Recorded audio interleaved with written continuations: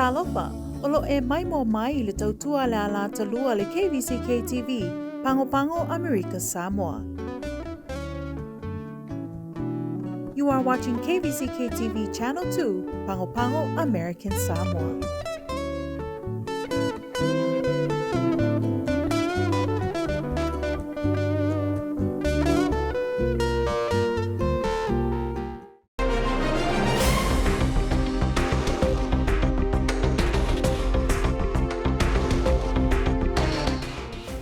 A matanga luenga mo le awina of Soswani mo Tonga.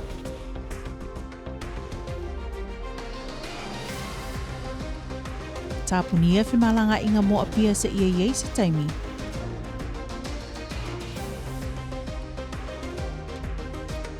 Ma ua tatala la awala fo mo whimalanga inga la tulu i malai noa.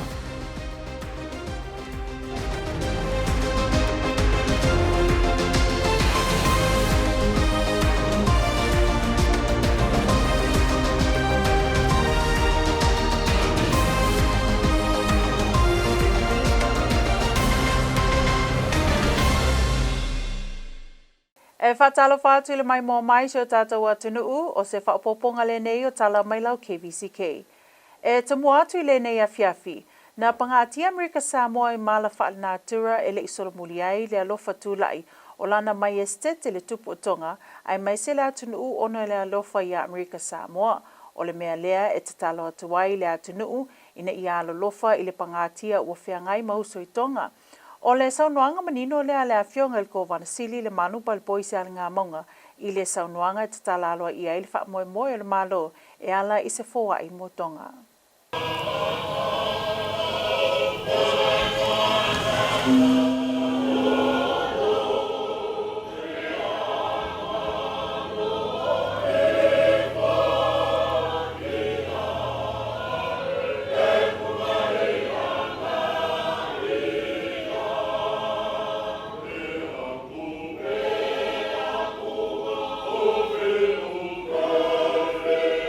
Ia!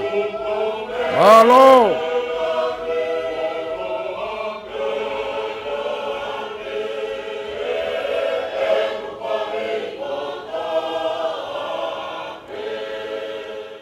O le whaalave pe o le tula i mai o tātou motutua o i Tonga. O le mafuanga lea o le whaamoemoe o le maloe pe o na talaina le tau nei.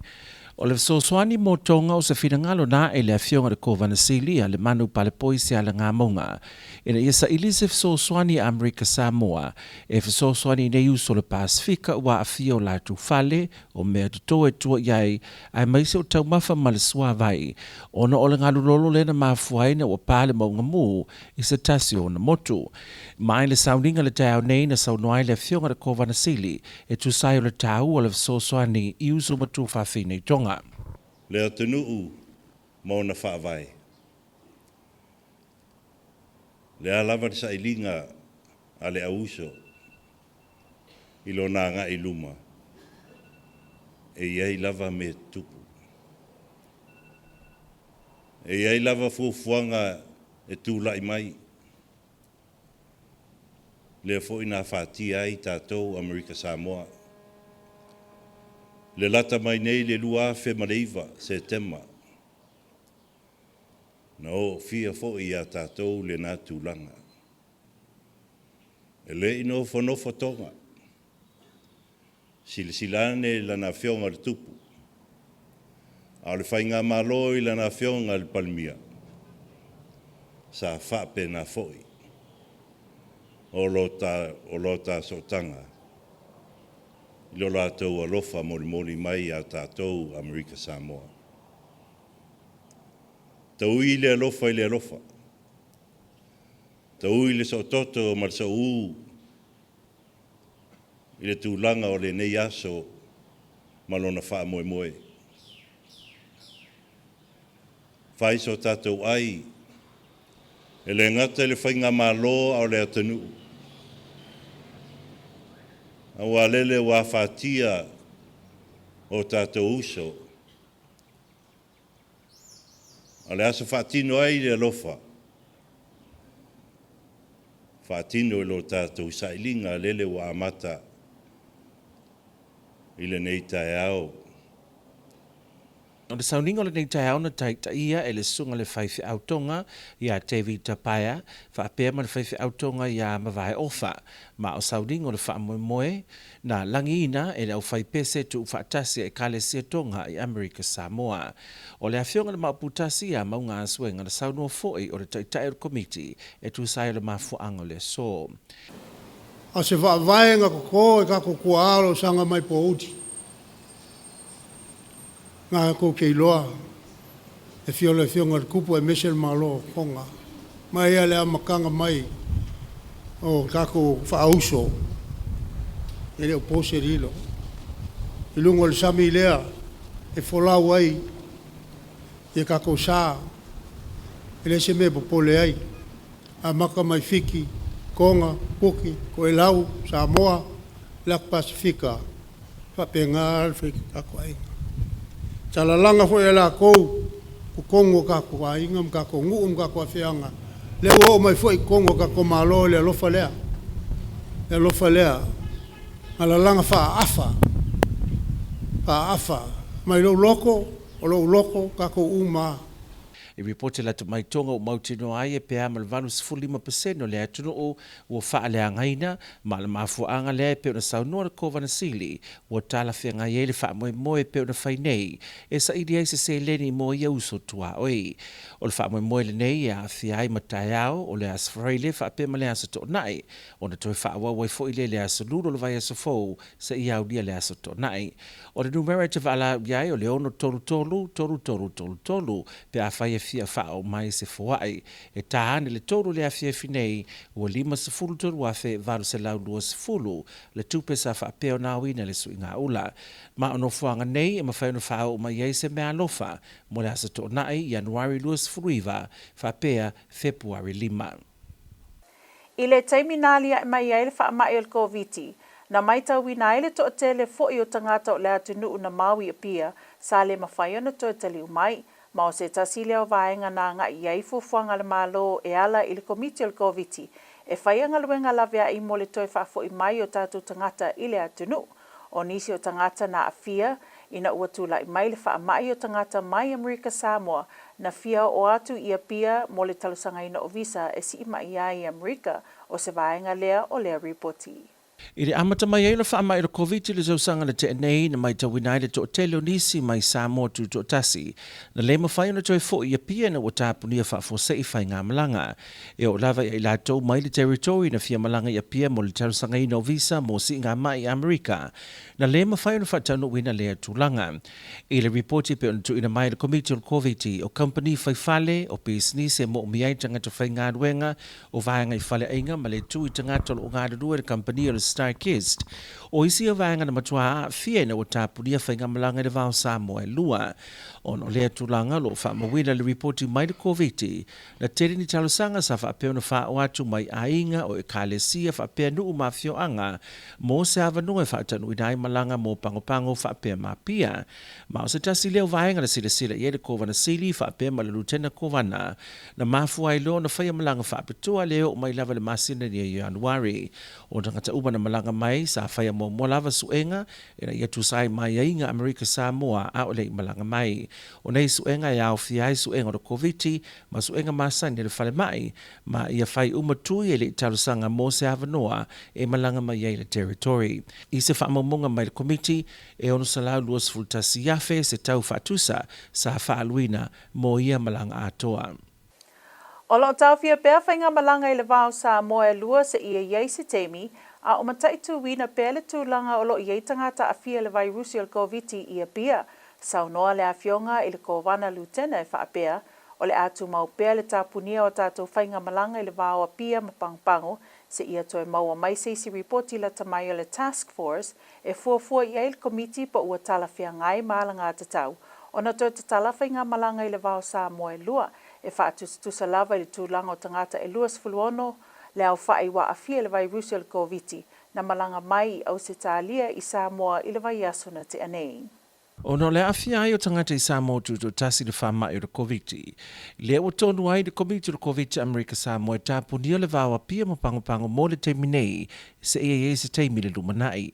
O le whai unga le vaso na te nei na sui ai pui ngō Samoa atoa le vanga tolu po o le alert number 3.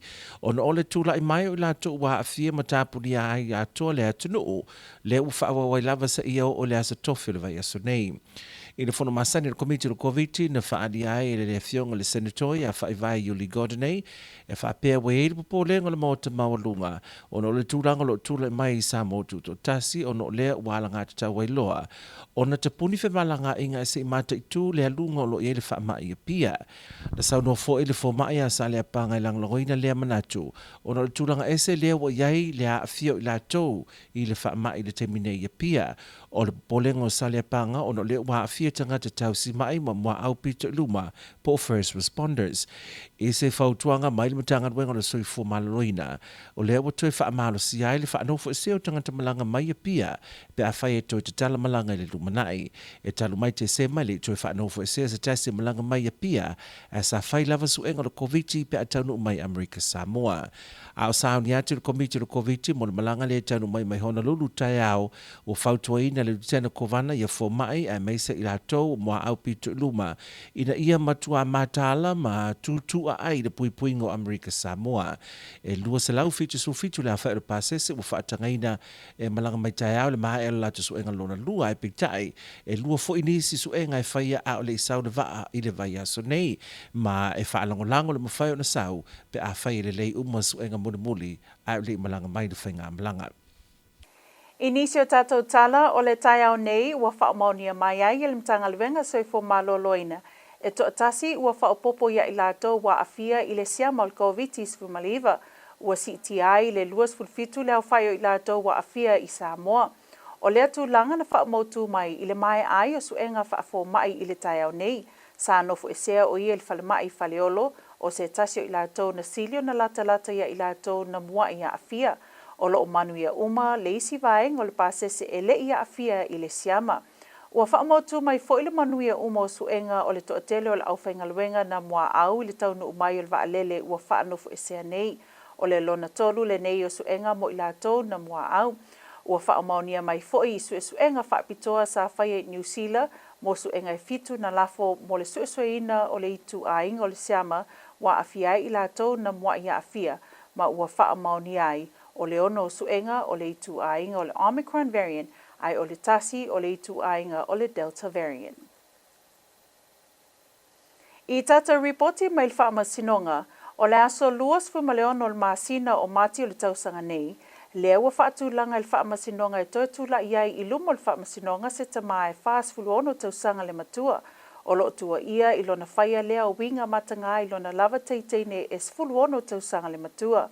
O le ua molia na tau fia e leo ina ua whailoa e le wa afia lana mata upe whaasanga I le ua molia I le ofisa o leo na tūlai le ua molia I lumo le whaamasinonga whaitu malo mai talitonu lau KVZK News na tūlai le ua molia e whaangafua lana aia te tau e whaiai lona ulua I suenga ma o atuai loa lana mata upu I lumo le whaamasinonga mawalunga lea na ia tali I oeai I le teimi o le whaamasinonga.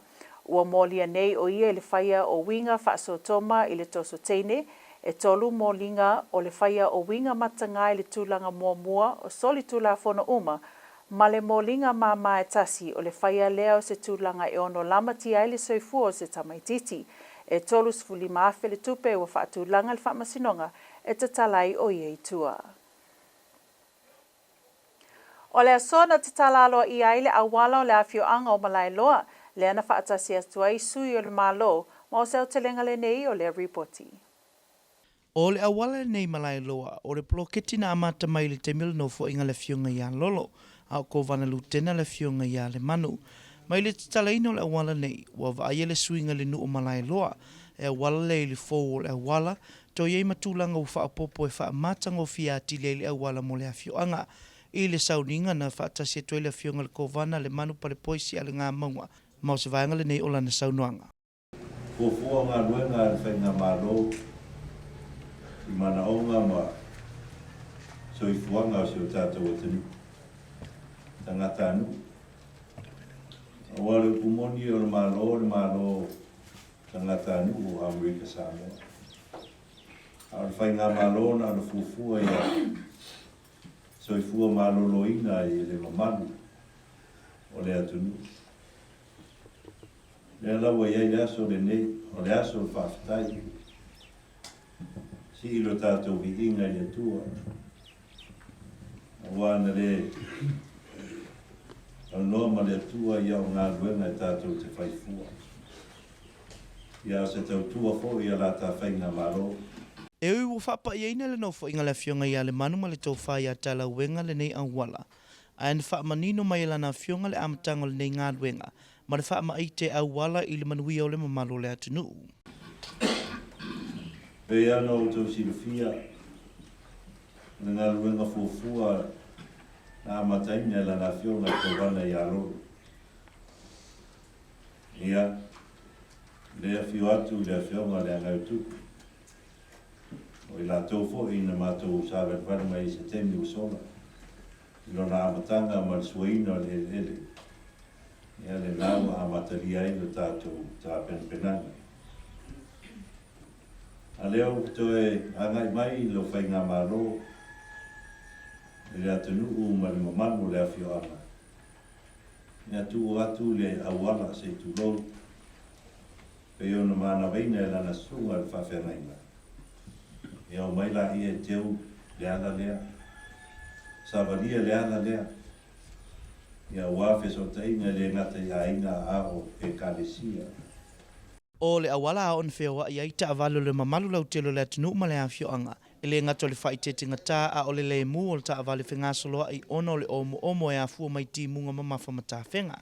O se wa inga fōle nei le awala ina wa mai el o tino le lipine e le tinao le atunu e la whailau tusi maunga. O le umio le awala e tasi te si tolu maila mai au fia i tu wala i lua e tai se fulu futu le lautele. O ta whaala e tai wha futu le lautele o whale whaatalipasi o wha mamamo vai taimi o tā whenga. Mai si tūlanga au fia ia wanoa ia fia i tu o mauta malawa o malai loa. E tolu miliona lima se lau ona sifuru walu wafe tolu se lau walu sifuru lima mona tupu le au wha ingo le tupe na sainia. E a matali aile kon karate ai le au fia i niso tūlanga sa wha popo. Change orders, ma tūlanga la ite o le ofa mai o le ngā luenga. O le ploketi na whaafuina le company o le Paramount Builders. O le taule nei e pēna whailo mai le mtanga luenga lau telo le malo. E silia ma le tolu miliona, ai pitai, e pēna whaimilo mai le whaatonu ia whaleo sina void. Sa iai tau whaapopo ina ia tu saima vai ngā wata o change of orders e masa ni ai ngā luenga whaapēnei. O ia tau whaapopo o le amawhaina whailo mai si teimi o iluma. O le nei wa te lele swinga ma le inga fau le nei awala. Ma o le ale ai se toi alo, toi le mu se ta avale peo na masa niai. O le awhinga sola i le lei le mamalo le atunu ma le awhio ango malai loa. I tatou tala mai le Pasifika, ua whailoa mai le fono a tumotu le Pasifika le te talaina o le Blue Pacific Appeal mo Tonga. Na tā ua le whailau tusi au ia Henry Puna e whaapea. O le nei whaamoemoe le afso swani malosi i le toi whaaleleia ato o le malo Tonga. E tu sai o mea na whaaleanga ina i le whaalavelave na awhia i le malo i le aso ma le 5 o Januari. Na ia tā ua foi ua lava tā pena ma ua saudi tō tina umo le fono a tumotu le Pasifika. E tu ina atu le afso swani mo Tonga i so se taimi e mo o mia i le so swani. O lui tau i tūlanga o so ta inga le wha mau popoina o tamwhainga uma o le tali atu. Whaatasi ei mapaanga ma whaalapot patonga uma e tu mau pea le tūlanga. Ai o le awhatau nu upea fufuanga fsoswani o sui o le fono o malo uma ina ia ngā lulue whaatasi ma le ofisa o malo au whaatasi ina ia wha mau popo malangolango i ngā luenga fsoswani. Mai mon whaafonga mai loa i tātou tala i le tau.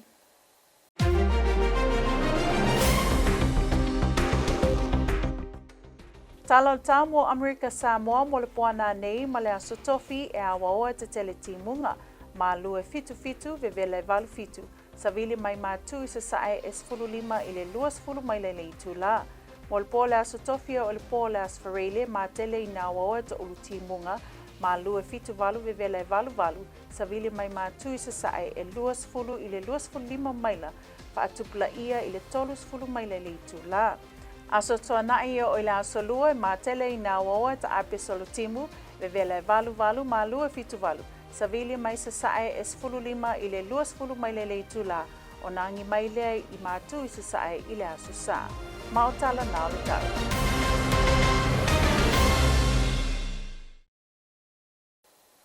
Amerika Samoa le whai unga le nā o tala fōu whaatai whaatasi mai tō whāsoifua.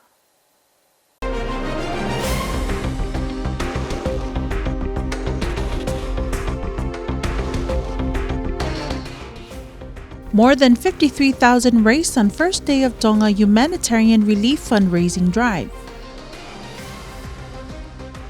COVID Task Force halt APIA flights until further notice.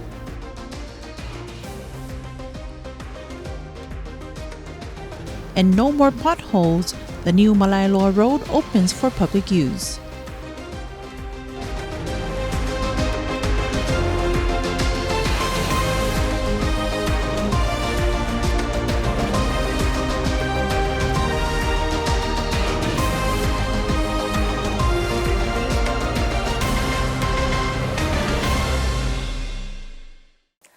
Talofa, you're watching KVZK News from American Samoa. I'm Manino Fumono Mangele. The Kingdom of Tonga continues to suffer from the devastation of the recent volcanic eruption that sent a rippling effect across the Pacific and parts of the world. We cannot sit idly while our sister island nation struggles to recover from this disaster. We must join our brothers and sisters in their recovery efforts by providing aid in the form of financial assistance. These are the words from the Honorable Governor Lemanu Balpoisial Ngā during the opening ceremony this morning to officially open the 2022 Humanitarian Relief Fundraising Drive for the people of Tonga.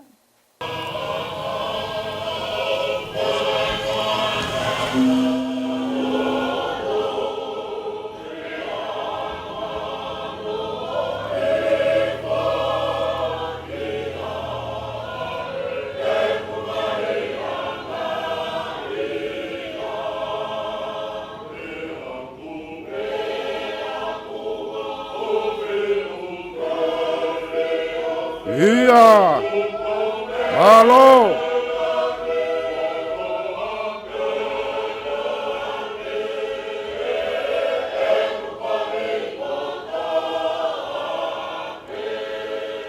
Tonga faces a long road to recovery, with most of the population affected by the violent eruption and tsunami that followed, and many areas still scrambling to restore basic necessities. The massive underwater Haunga Tonga Hangahapai volcano eruption that occurred earlier this month is thought to be the greatest in 30 years. A tsunami was triggered by the explosion, which impacted nearly 84,000 people, accounting for over 80% of the inhabitants of Tonga, and also caused significant infrastructural damage in the kingdom.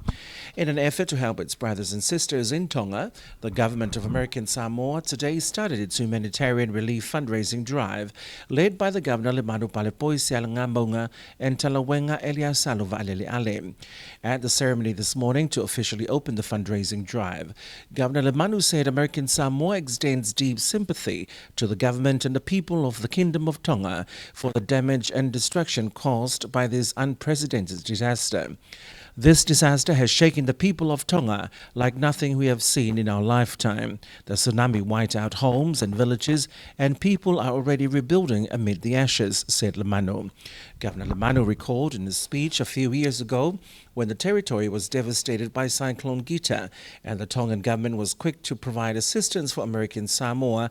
Therefore, it is fitting that we do all we can to help our brothers and sisters during these difficult times, said Lemanu. The service this morning was a beautiful display of our deep connection with our Pacific neighbor, as echoed by Reverend Paya during the service. The hymns were sung by the members of the Tongan church community of American Samoa. By 3 p.m. this afternoon, 53,820 had already been collected from members of the public, including some church communities. Fundraising drive will go for another 3 days this week, from 8 until 3 in the afternoon, and next week from Wednesday until Saturday, 8 to 3 p.m. The number to contact is 633-3333. Hundreds of local residents have been stranded on APIA since the beginning of the pandemic, and many have reached out to the Task Force Committee for help in returning to the territory. The governor and lieutenant governor responded by opening the border to passenger traffic by allowing special flights with mandatory testing and quarantine policies enforced by the task force in American Samoa and its counterparts in Apia. The 2021 COVID Task Force Operations Report says Samoa nationals who had traveled to American Samoa prior to the COVID-19 border closure were stranded here.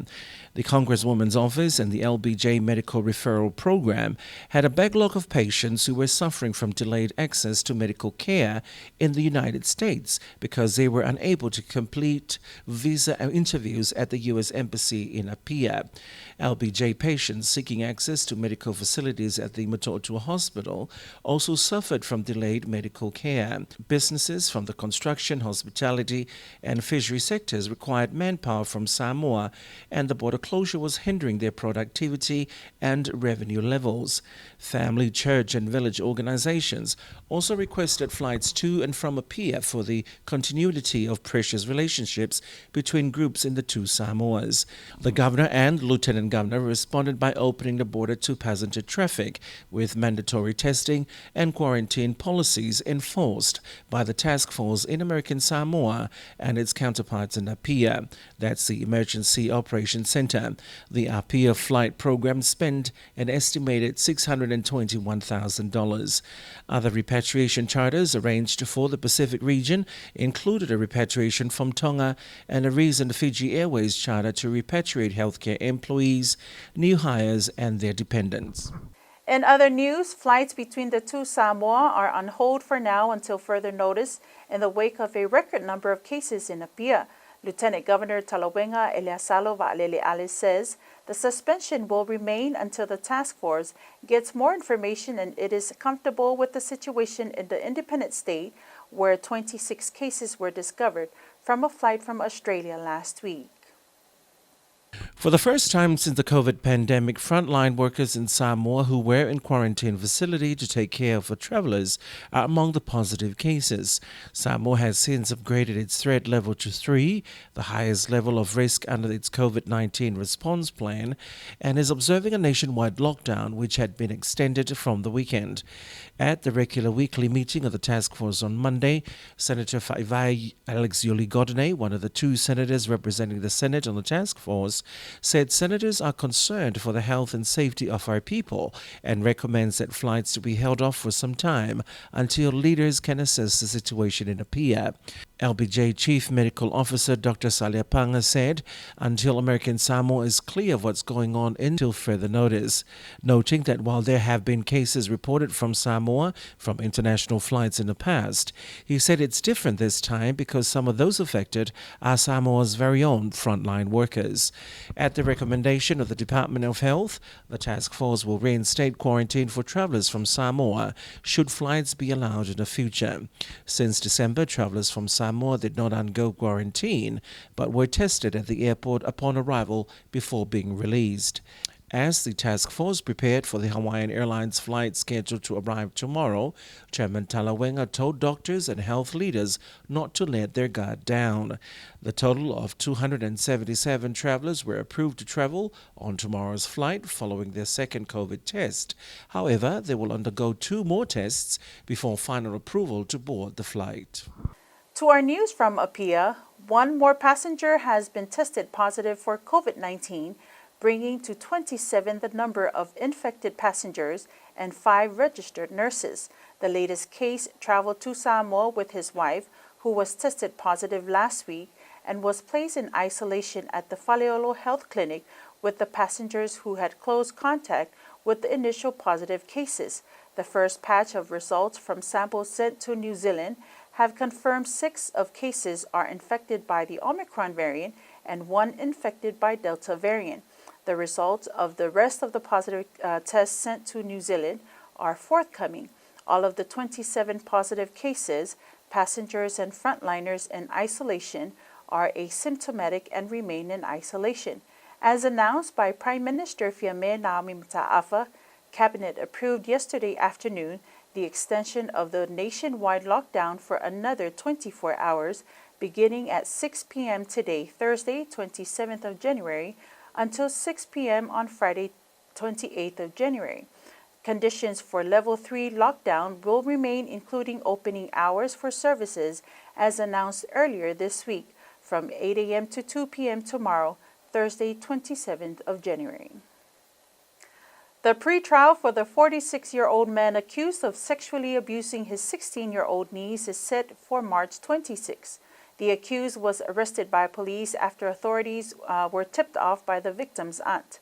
The accused appeared in the district court, and KVZK News understands that he later waived his right to a preliminary examination, and the case was bound over to High Court, where he entered a not guilty plea during arraignment. He is charged with sodomy, attempted rape, 3 counts of first-degree sexual abuse, all felonies, and 1 misdemeanor count of endangering the welfare of a child. Bail is set at $35,000. Members of the public living on the western side of the territory have every reason to celebrate today with the opening of the new Route 013 road connecting Malailoa and Leone Village. Reconstruction work started during Lolo and Limanu's administration. Here's more. It is indeed another successful project recorded in the American Samoa government list of ongoing projects as seen this morning at the opening ceremony for the Malailoa Village Road dedication. This project started during the Lolo Limanu administration and is now completed and dedicated for public use.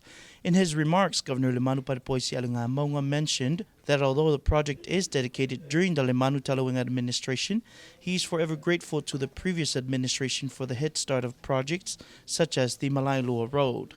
The goal of the American Samoa government is to establish and develop its infrastructure in the best way possible and applicable to our environment and people.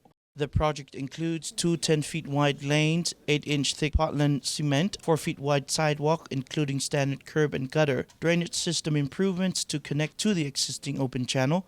Other features include, but not limited to, bus pullouts, driveways, and other improvements necessary to complete the project. Total length of the road is 1.3 miles. The original contract amount is $3,568,385, but according to Director Falosina Voigt, the exact amount of the project is not finalized, which is common for projects such as this due to change of orders. The amount spent on this project will be made available soon. Now, there are no longer potholes and slow driving due to cracks and all sorts of damages seen before, but a smooth ride in your vehicle, as well as a great run or walk any time of the day. And in our news from the Pacific Islands Forum has launched a Blue Pacific appeal for Tonga. Secretary General Henry Puna said the initiative aims to help mobilize financial support to aid the kingdom's recovery from the events of January 15. Puna said forum nations have responded swiftly to assist Tonga and provide confirmation of being ready to step in to assist where required when the time comes. He said communications challenges in coordination of the response effort by partners and organizations remain significant, but the forum continues to engage with the United Nations Office for the Coordination of Humanitarian Affairs to support the emergency response work. Now here's our weather report.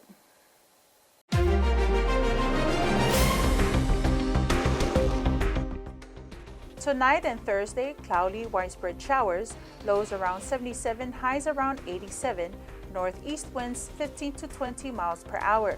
Thursday night through Friday night, mostly cloudy, numerous showers, lows in the upper 70s, highs in the upper 80s, northeast winds 20 to 25 miles per hour, peaking to 30 miles per hour. Saturday through Tuesday, mostly cloudy, scattered showers, highs in the upper 80s, lows in the upper 70s, east winds 15 to 20 miles per hour, turning northeast on Sunday. And that's your weather.